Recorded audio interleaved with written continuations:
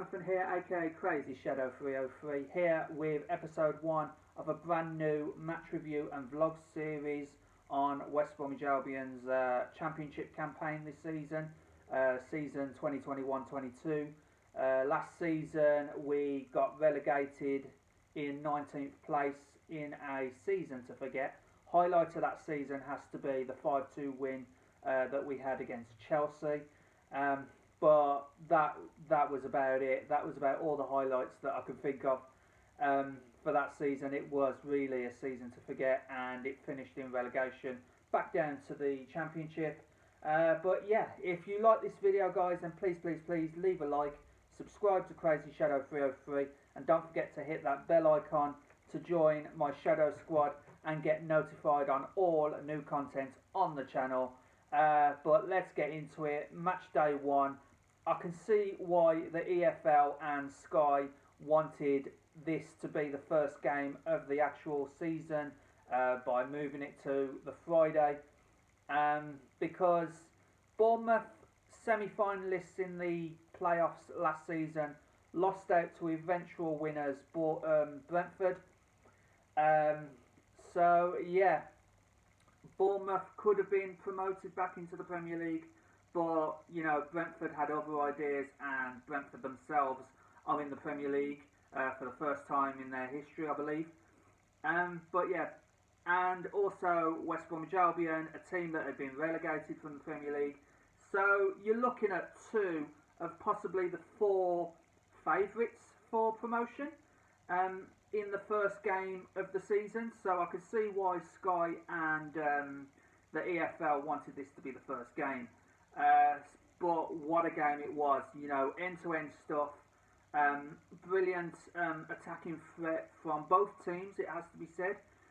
Defending at times was questionable from both teams. But yeah, it finished in a 2-2 draw. I mean, first 10 minutes, Albion came right out the blocks, and we were dominant first 10 minutes. And I've got to say, Bournemouth, you know, scored first with Emiliano Marquez, who they brought from Brentford. I believe he got the winner in the playoff semi-final against Bournemouth, and now he's a Bournemouth player, and he scores the first goal of this season. Emiliano Marquez. But yeah, it was a poor goal to concede. You know, it was. I think it was against the run of play as well. 12 minutes gone, we were still dominant. I think Bournemouth hit us on the counter. Some lovely play from them, and Marquez got it just past Button. I think Button got a hand to it, but it wasn't strong enough. So yeah, it was 1-0 to Bournemouth, and it was like that for most of the first half. And then Connor Townsend, with his long throw, you know, launches it across. It pings about the box a bit, and it eventually falls to Dara O'Shea, who heads it in for 1-1. Great equalising goal from Dara O'Shea, first Albion player to score this season. And yeah, so half time 1-1. You're thinking, okay, it's evenly matched. But before the half time, I've got to say, the disallowed goal, the disallowed Albion goal, it shouldn't have been disallowed. I mean, I don't know what the ref's seen. I mean, last season we were complaining about VAR. This season already we're complaining about dodgy referee decisions. I don't know which one I hate more, dodgy VAR decisions or dodgy refereeing decisions. You know, I honestly don't know. Let me know in the comments below, which one would you hate more, VAR or Championship refs? But yeah, he's seen something that no one else had seen. I don't know if it was an infringement on the goalkeeper. I mean, I've seen the replay of the disallowed goal multiple times already. And if it was for a foul on the goalkeeper, it was a Bournemouth player who pushed his own goalkeeper. So I have no idea why that goal was disallowed. I mean, he blew his whistle while the ball was in the air, and you know, I honestly don't know. It's almost like he couldn't wait to disallow that goal. You know, so I'm not saying that match fixing was was in effect, but you never know.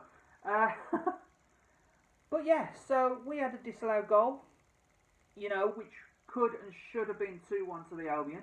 But then after half time, still going to half time at 1-1, and then Bournemouth managed to catch us again. I mean, with the strength of the shot, Button could only parry it, and unfortunately, it was a black and red shirt, Philip Billing, I believe it was, who just put it into the bottom corner past David Button. But all he could do was parry it into Billing's path. 2-1 to them. And then we take off Grady Diangana and bring on Matt Phillips. And Matty Phillips, instant impact, got to be said. He manages to squeeze the ball through to Alex Moat, who squares it for Callum Robinson. And that's on a plate for Callum, So he equalises, Albion equalises for the second time in the game, 2-2.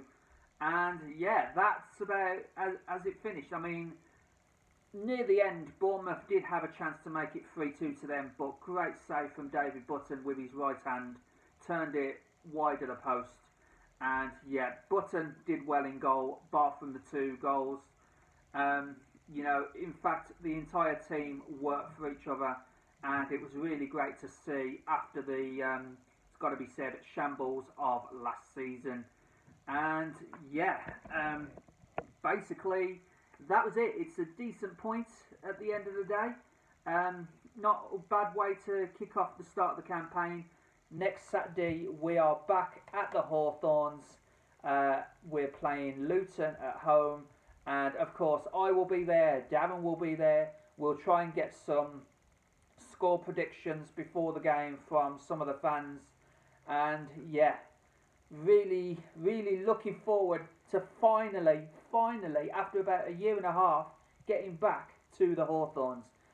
So yeah, as I said earlier in the video, guys, if you like this video, then please leave a like, subscribe to Crazy Shadow 303 if you haven't already done so, and don't forget to hit that bell icon to join my Shadow Squad and get notified on all new content on the channel. We are up and running, 1 point on the board. Let's get 3 more on Saturday against Luton. Boing boing, come on the baggies.